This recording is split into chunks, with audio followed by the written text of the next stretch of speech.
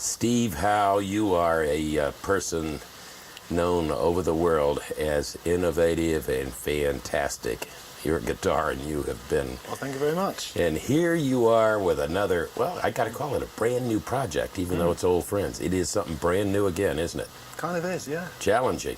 Yeah, it's a golden opportunity to try something that's, it's new, but it has associations from the past. Nice. Absolutely, and some nostalgia too, some stuff you remember doing before that you'll be doing on this tour.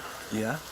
And, well, folks love your guitar, and I guess, guys who are real, who are in the business, always say, I have to go see him. I have to go see Howe, because I want to see what he's up to.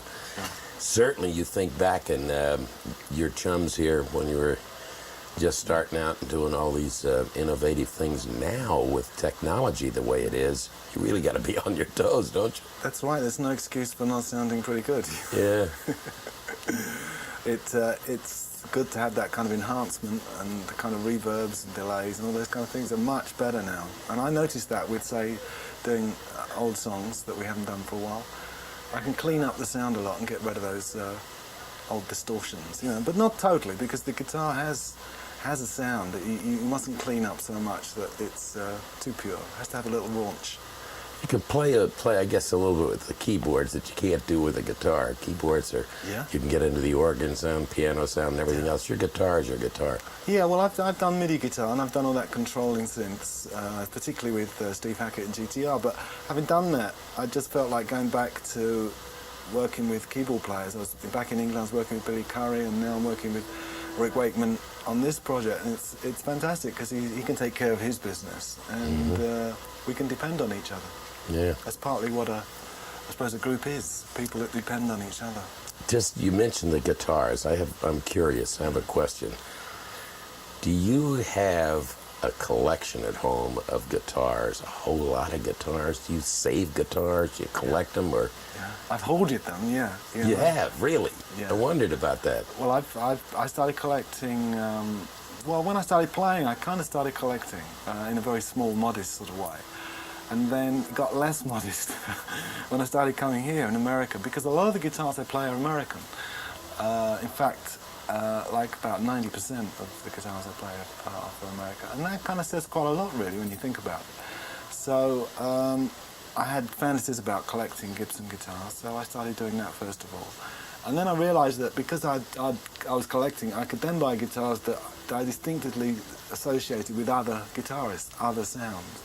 And eventually I got, quite versatile at changing between, say, a Rickenbacker 12-string onto a Les Paul or something, just because I was after creating those different sounds, not just one sound, or not always sounds that you can duplicate with effects, but actually, guitars with particular sounds. Like, you can't really copy a mandolin, or you can't copy a 12-string guitar. I was just going to say, the 12-string I was going to ask you about. The 12-string's got to come out because it's associated with songs like "And You and I," and Your Move and things, and so it's fun doing that now. I don't know, we didn't have the vision when we first started to really orchestrate the music even more realistically, and that's what we're doing now. We're orchestrating it more realistically. Okay, just one more personal one, as long as we're talking about the collection. Yeah. How many guitars do you think you have? Well, it's 150. I've got it back to 100. I've had more, and over the last 2 years I've sold just a few guitars that weren't quite as good as the others, or didn't suit me as much. So I've done a few sales at Sotheby's with the Rockmobilia ones, and in fact I've got 4 in a sale in August in London. So, but what I'm doing is whittling down and making it better, making it a better collection. But it sounds really greedy, and sometimes it worries me a bit, but I've got about 40 or 50 really working guitars, and mainly American, and then I've got antiques, synths, all sorts of banjos and odd things. Great. Okay, now, you as a perfectionist, and of course John Anderson loves that. Everybody has, he's the perfectionist, and all of you working together. Now, your contributions, so vital.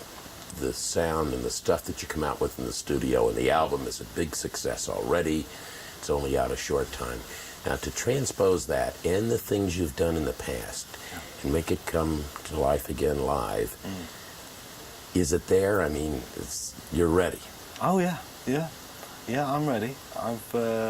It's been a long road, plenty of time to get organised, plenty of time to think about the material, get ready to play it, and you always leave a certain amount of important work right to the end. You know, everybody works to a sort of deadline.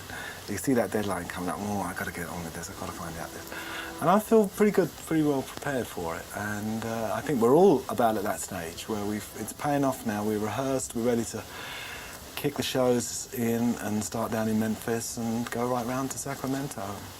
Well, the world knows you as and respects you as one of the influential contributors in the past and now for the present and future with the sound and the many things you can do with the guitar. And Steve, I just want to thank you so much for spending time with us, talking about it, and the anticipation now of the American and worldwide tour. Thanks a lot, and, Scott. All the good sounds that we can look forward to again from you. I thank you very much. I hope you're all going to enjoy it, and I hope you have a good time. Thank you.